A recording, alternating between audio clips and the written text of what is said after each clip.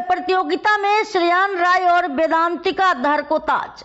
सिलचर के गांधी भवन में N K art studio और निक्कन सामाजिक सांस्कृतिक संस्था के संयुक्त आयोजन में बैशाख सुंदरी 2025 प्रतियोगिता संपन्न हुई।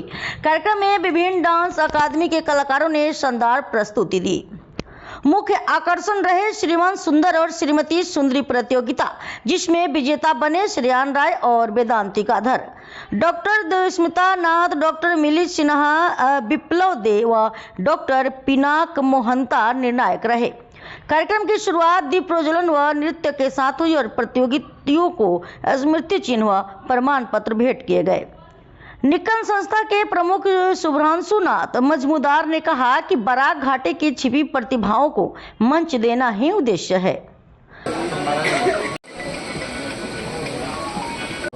যারা অডিয়েন্স গরমের মধ্যে ওরা বসেছে এবং এই আমাদের প্রোগ্রামটি উপভোগ করেছে বা যারা পার্টিসিপেন্ট ছিল তারাও খুব এত ছোট ছোট বাচ্চারা এত বেশি